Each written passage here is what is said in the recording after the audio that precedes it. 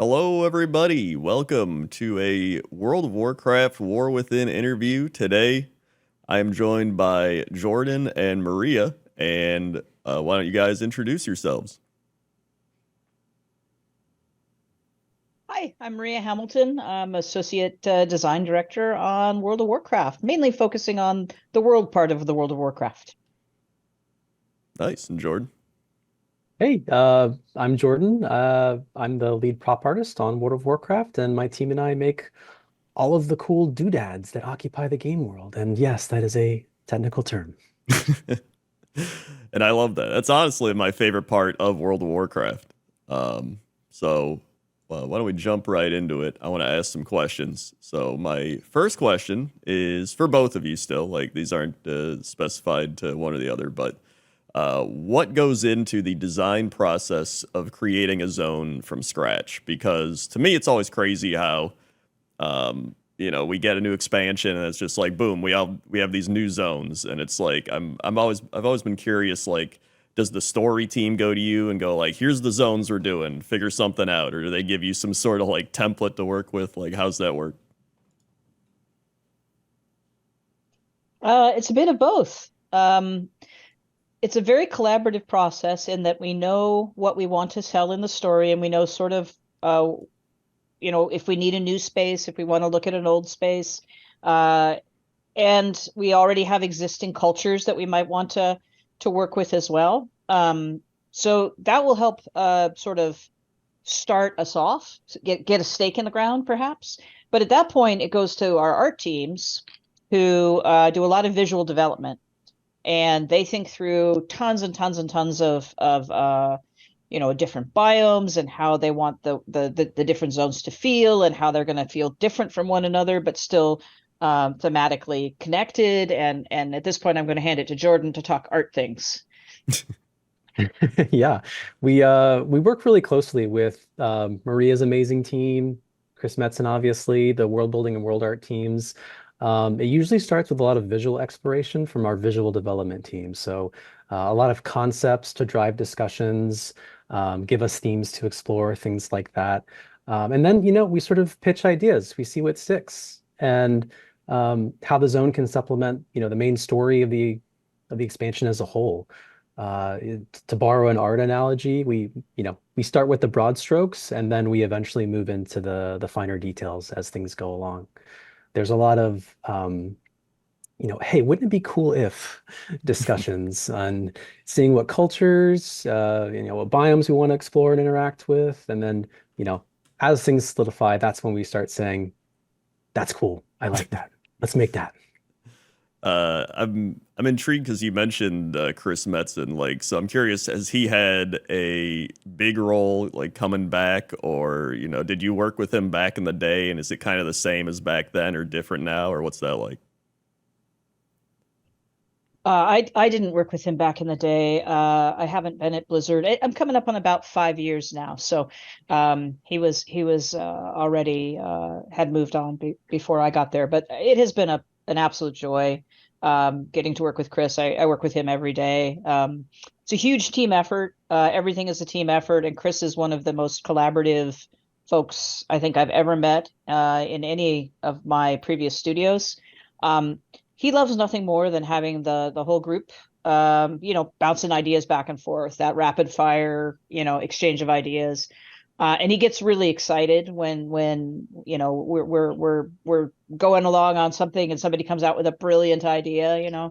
Mm. um we work together all the time. And yeah, it's been awesome having somebody that was here during the foundation of the game, who knows all of the secret backstories and some ideas about where it could go. Um, but very much a team thing working with Chris. I don't know if Jordan, if you had worked with him previously or not. I haven't had a chance to work with him previously. The War Within was really sort of like the first foray into working with him, and huge plus one. He's a creative powerhouse and just an absolute joy to work with. Awesome. Glad to hear that. So speaking of kind of just being on the team, I know you said you got started 5 years ago, and Jordan, when did you get started on World of Warcraft? Oh gosh, Warlords of Draenor. Oh wow. So been about 11 years, yeah. So I'm curious, what's the most fun either of you've had designing something that you've worked on, and like a particular reason why that is?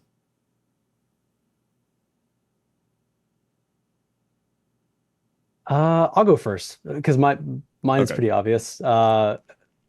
Pepe is probably the most obvious one for me. I'm not sure if you're familiar with the orange bird Yep. that rides around. Yeah, uh, I made Pepe as a fun little Easter egg, and I asked Jeremy Fiesel to stick him on a branch somewhere for players to look at in the garrison, and that's all I wanted really. But Jeremy, being the amazing person that he is, an amazing designer, messaged me back shortly thereafter and was like, "Hey." I made him clickable. He can ride on players' heads for an hour, and I was blown away.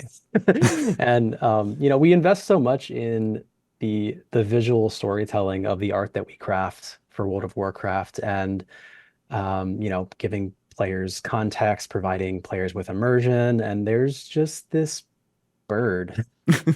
And I knew players were going to zero in on it because it's the one thing that has no story, no context, no explanation. He's just there. And now there's a bunch of in-game cosmetics, there's plushies, there's this whole community of amazingly talented folks that make art for him. So it's been really cool to see something that started out as something innocent and innocuous evolve into something else entirely over time.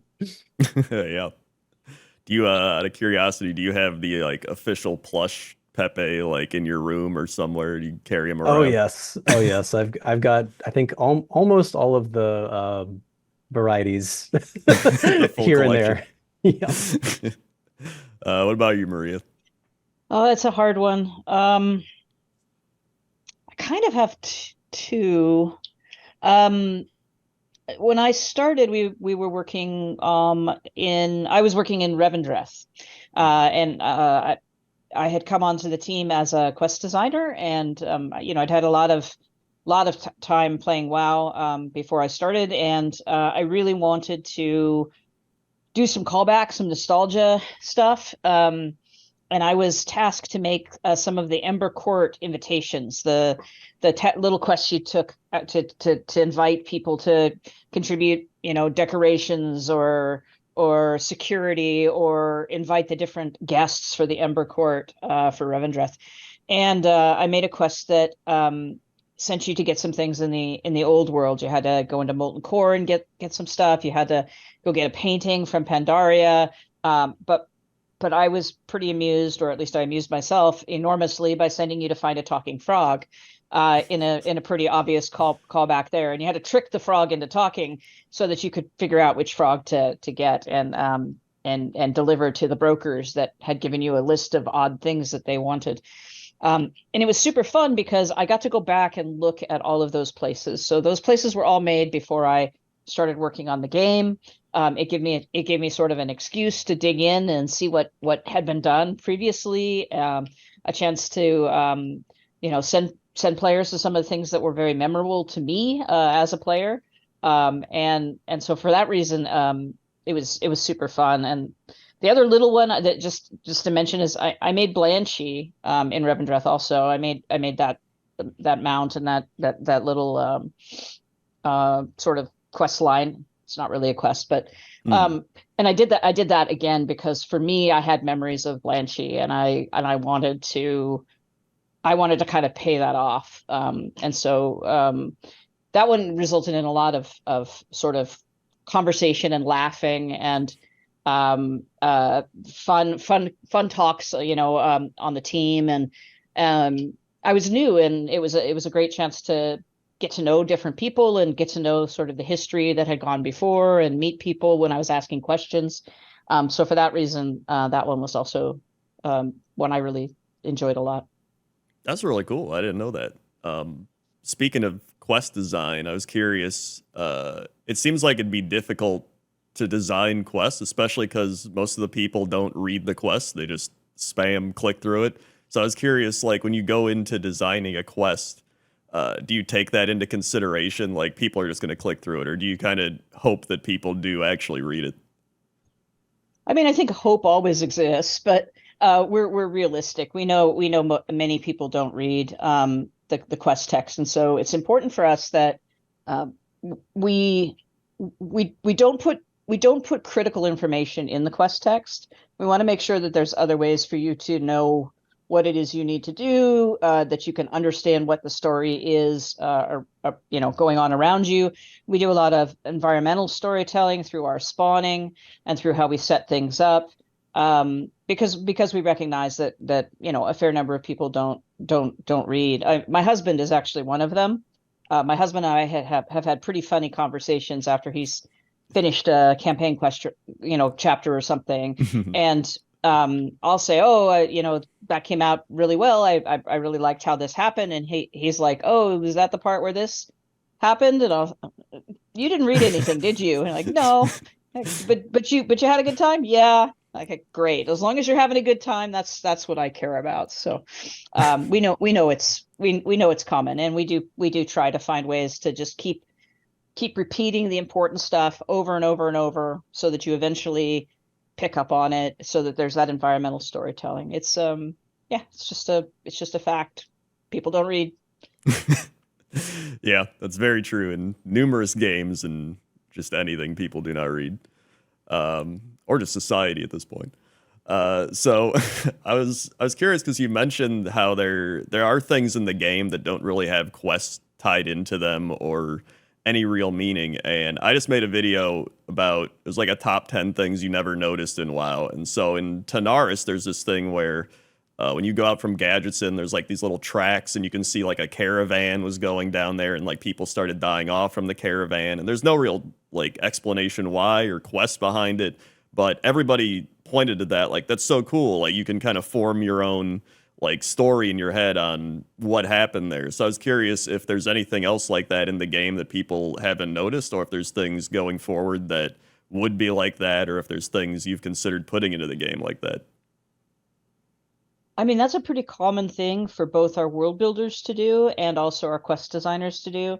They might find a little area and no, they don't have time to build out a full questing sequence in an area, and so they engage in a little bit of that environmental storytelling and let people assemble the story for themselves. Those places are also useful for people who like to role play, that are interested in coming across a scene and saying, "Oh, let's do something with this spot." So I mean, I don't know what people have found and haven't found, but there's lots of them. It happens all the time. Multiple groups are putting them in, and I would expect we would do that going forward. I personally love when I find something like that because I like exploration. So I like being rewarded by a scene like that where I can then try to figure out, oh, what happened here, because I think that's great. Yeah, and I think the real tidbit, sort of like what you hinted at, was player immersion through visual storytelling. Telling a story without using words, just visuals, can kind of be like a difficult thing to do. But we always partner with the talented folks on the world building team, the world art team, quest design, like Maria mentioned, to sort of I don't know, carefully craft some cool little storytelling vignettes whenever possible. And I think it helps the world feel bigger, makes the world Hmm. feel lived in. And honestly, I don't think we can really help but use our imaginations when we encounter these things as players. It's such a cool little hit, and whenever we're able to do them from an art standpoint, or support them from an art standpoint, I think it's a huge win. So I definitely want to continue to do that wherever possible. Yeah, I definitely agree. It's one of my favorite things to find, and I know there's people out there that are dedicated just to finding all the little hidden things, and it's just like they found a secret treasure or something when it's really just like some skulls in a corner, and you're like, what is it? And so, on a somewhat related note, I'm curious if there's anything where you specifically design something for that reason, where you're like, let's make something for the role players, or something for the people that explore, or if it's more of just like things get left over in the design process, and then it's like, well, we can turn that into something else. I mean, we do, particularly when we're building maybe a secret or a puzzle or something like that. We certainly do intentional world building to support that. Um, it's not so much that things get left over or didn't get made. It's more that someone was looking through an area and thought, here's a good spot to put something interesting. And sometimes we'll put a rare there, or sometimes we'll put a treasure there, but sometimes we'll put some environmental storytelling. We put in something visually interesting in that spot, because we, again, do want to encourage people to explore. Part of, and arguably, I would say one of the most important parts of our storytelling is the world itself. And I very strongly believe the world is, a main character. So we want to make sure that we dress it up and have there be interesting places for people to explore. And sometimes it might lead to a secret, and sometimes it might just lead to an opportunity for some role play. We also do think about role players, and what they've told us that they would like, ways that they would like to be able to use spaces. And we've been thinking about that a little bit more. There was a documentary that went out. It was at Sundance, that was telling a story of a role player that passed away. His family didn't know about his life in WoW. And it was very touching. And the whole team went to a screening of it locally, and it helped us think more about the role players out there and what kinds of things they would appreciate. So we've been talking a lot about role play and how to make spaces interesting for folks. Yeah, it's really cool. It's one of those things where I've even seen people say over time, like, oh, the game used to be more role play focused, and now they don't do it anymore. And I'm like, I think you just stopped looking, because whenever I go around, I'm like, there's plenty of stuff that I find.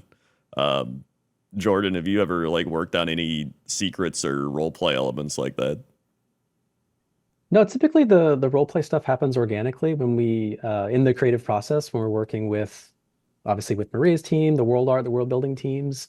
We look for opportunities to, like I mentioned before, sort of like find those little opportunities for little vignettes and support them in any way that we can. Sometimes it's with custom art, sometimes it's with pre-existing assets, but we always try to make room for that because, like I mentioned, it's such a cool little bit of the game. That aspect of discovery is really, really important. I have to say, Jordan's team prevents us from committing what I would call a design crime, because designers are pretty much throughout the industry known for taking anything they can possibly take and using it in some way that wasn't intended by an artist. So, if I want a piece of a thing, I might bury the rest of the thing in the ground, and only that piece of that thing is sticking out, right? Because I only wanted the sword. Right. I didn't want the statue that the sword was attached to. So I just embed it, right? That's the impulse that a designer has. All designers, if they say they don't have that impulse, I don't think they're telling the truth, because it's normal. We have the ability to go to Jordan's team and say, hey, we don't want to commit a design crime. I recognize after all of these years in the industry, this is in fact a design crime. I really just need a sword. And then if they're able to do that, they might detach that and make it a separate asset for us and stuff like that. So they, unbeknownst to them, sometimes may be contributing to some of these things because otherwise we'll be committing design crimes. It's actually kind of funny, because I was thinking, is there times where maybe you'd be playing through the game that you've been working on and you notice things that you didn't even know other teams were working on while you're playing through it? Oh yeah, absolutely. There were times where I didn't know they were making something like this. That's kind of cool. Happens pretty frequently, yeah. But we're always open to, help where we can, support use our expertise and support the other teams where we can, making cool art. Yeah. So I'm curious about if you were able to go back and kind of redesign or modernize an older zone, kind of like how Arathi Highlands got updated, which zone would it be and why? Because I always feel like there's so many zones and so much nostalgia tied to a lot of these older zones that there has to be a lot of people that want to go back and redo some of them. I'll say this somewhat selfishly, since my main is a gnome. Been playing the same one since 2004. I would love to modernize Gnomergon. Kick the trogs out, establish it as a player hub, all that good stuff. I'd love to explore making a deep run tram into something larger. Explore what how the gnomes are utilizing their partnership with the mechagnomes. What does that look like? How does it translate into the aesthetic of the city? That sort of thing. That would be my dream if I could do it. I would love a like a continent-wide tram. You could just hop on and just go on for hours or something. Right, right. Well, you can take a turtle ride in Dragonflight that goes on for quite a long time if you're really That's keen on true. that. I Yeah. did take that ride. It does take a while. Oh yeah, that's a long ride. Long ride. Mm. Um, I think Grizzly Hills is pretty perfect myself, but that's probably what I would say if we were going to redo something. I would be tickled to do some Grizzly Hills stuff. We were inspired a bit by Grizzly Hills when we made Azure Span, Mm. at least that forested part. But I personally really have great memories of the zone, and I would love to do some rework there were that possible. Just because it's a great space. It's a wonderful space to explore. It's a wonderful space to adventure in. So yeah, that would be mine. Yeah, I actually, yeah, when I first went to Azure Span, I was like, this is very Grizzly Hills. It was like the first, first thing that I got from it.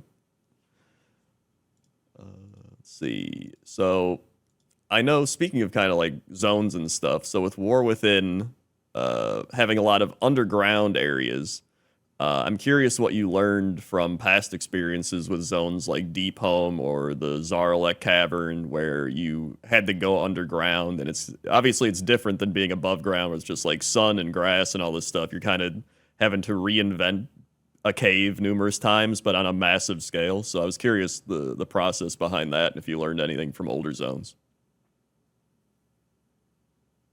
Yeah, well, I mean, from an art perspective and a world building perspective, I think one of the biggest challenges that we faced, when I guess face in general when we make an underground area, is looking for ways to make venturing into a subterranean space feel cool and really nail that fantasy while still having some open areas to make it feel less oppressive, less dark, less claustrophobic.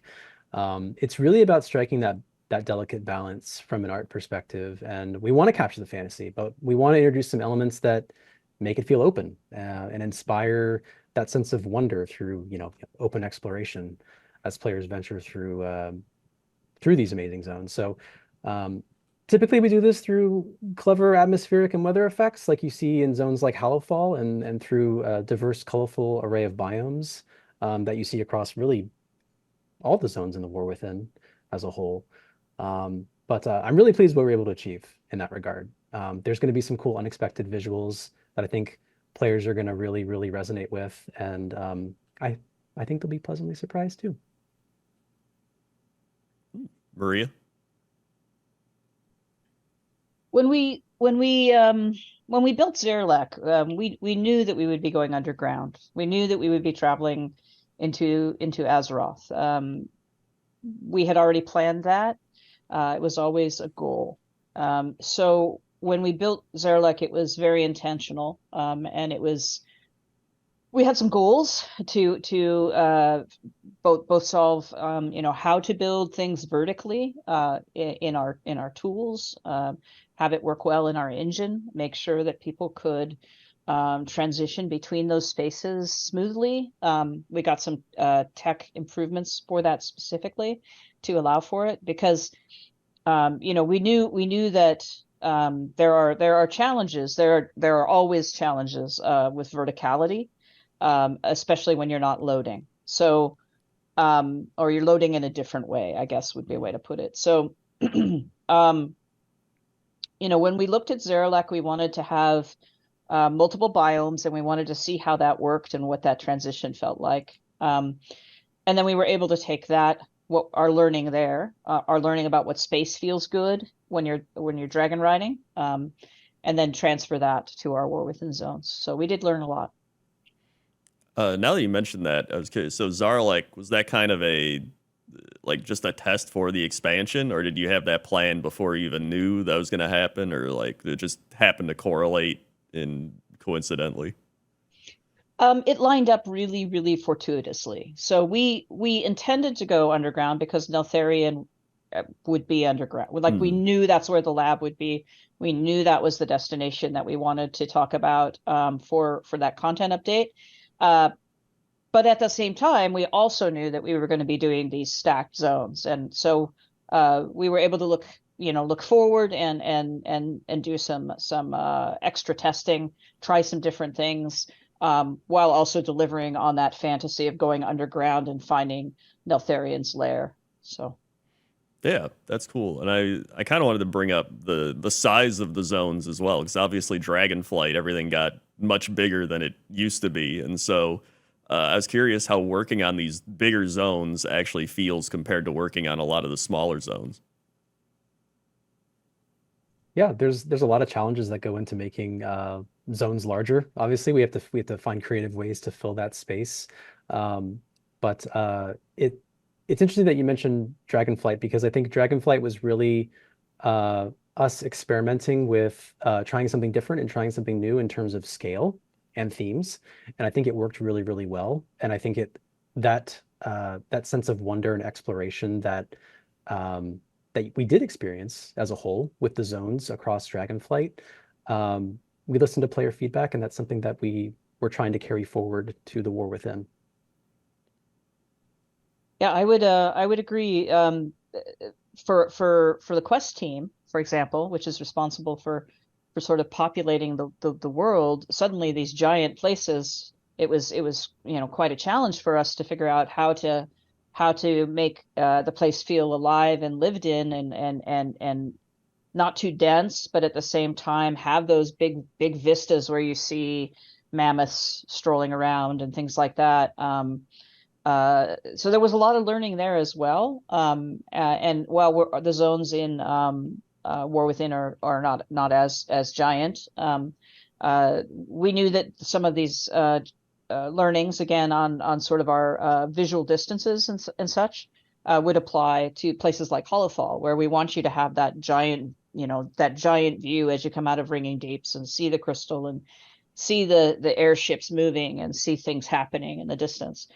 So we were able to learn a fair bit from Dragonflight and how we structured those zones, and how sort of skywriting, as we're calling it now, would work in those places. There was a lot to learn there and a lot to bring forward.